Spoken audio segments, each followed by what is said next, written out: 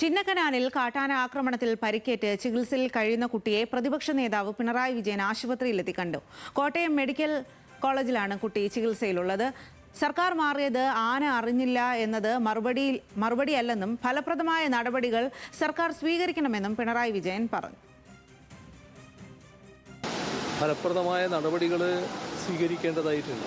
അതിൽ നേരത്തെ തന്നെ തുടങ്ങി വെച്ച നടപടികളുണ്ട്.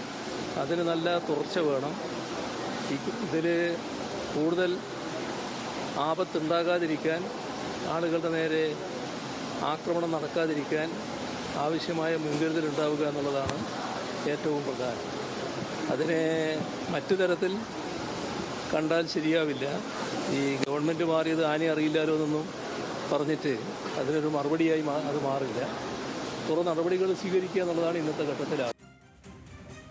അജിത് ബാബു വിവരങ്ങളുമായി ചേരുകയാണ്. അജിത്, എന്തായാലും പ്രതിപക്ഷ നേതാവ് അവിടെ എത്തിയ കുട്ടിയെ അടക്കം സന്ദർശിച്ചിരിക്കുകയാണ്. അതിൽ എന്ത് നടപടി വേണം എന്നുള്ളതാണ് പിണറായി വിജയൻ പറയുന്നത്.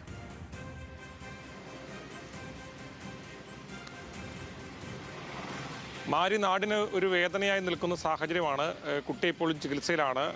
ഡോക്ടർമാരോടുൾപ്പെടെ പ്രതിപക്ഷ നേതാവ് ഈ കാര്യങ്ങൾ, ആരോഗ്യ വിവരങ്ങൾ ഉൾപ്പെടെ സംസാരിച്ചു. കുട്ടിയുടെ തലയ്ക്ക് പരിക്കേറ്റതിനുൾപ്പെടെയുള്ള കാര്യങ്ങൾ ഡോക്ടർമാർ വിശദീകരിച്ചു. അതിനുശേഷം പുറത്തെത്തിയ ശേഷമാണ് അദ്ദേഹം ഈ പ്രതികരണം നടത്തിയത്. പ്രത്യേകിച്ചും ഈ സംഭവങ്ങളുടെ തുടക്കം, അതായത് പ്രതിപക്ഷ നേതാവിന് മറുപടിയായി ഇത്തരത്തിൽ ഈ പ്രശ്നങ്ങൾക്ക് പരിഹാരം കാണാൻ 2 വർഷം എടുക്കും, വന്യജീവി സംഘർഷങ്ങളുമായി ബന്ധപ്പെട്ട പ്രശ്നങ്ങൾക്ക് പരിഹാരം കാണാൻ 2 വർഷം എടുക്കുമെന്ന മന്ത്രിയുടെ പ്രതികരണം നിരുത്തരവാദപരമാണെന്ന് പറയുന്ന പശ്ചാത്തലമായിരുന്നു ഉണ്ടായിരുന്നത്. പ്രതിപക്ഷ നേതാവിൻ്റെ ഭാഗത്തുനിന്ന് അത്തരത്തിലൊരു പ്രതികരണം ഉണ്ടായി. അതിന് മറുപടിയായാണ് സർക്കാർ മാറിയത് ആന അറിഞ്ഞില്ലല്ലോ എന്ന പ്രതികരണം മന്ത്രിയുടെ ഭാഗത്തുനിന്ന് ഉണ്ടാകുന്നത്. ഇതിന് മറുപടിയാണ് ഇന്ന് പ്രതിപക്ഷ നേതാവ് ഈ കുട്ടിയെ സന്ദർശിച്ച ശേഷം പറഞ്ഞത്.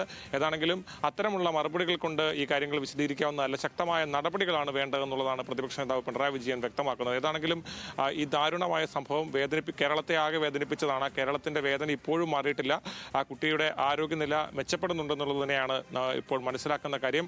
എത്രയും പെട്ടെന്ന് ആരോഗ്യത്തിലേക്ക് തിരിച്ചു വരട്ടെ എന്ന് മാത്രമാണ് ഈ ഘട്ടത്തിൽ നമുക്കും പറയാൻ കഴിയുക. ഏതാണെങ്കിലും പ്രതിപക്ഷ നേതാവ് നേരിട്ടെത്തി ആ കുട്ടിയെ സന്ദർശിച്ച് ഡോക്ടർമാരോട് ആരോഗ്യ വിവരങ്ങൾ തിരക്കിയ ശേഷമാണ് ഈ പ്രതികരണം നടത്തിയത്. ശരി അജിത്.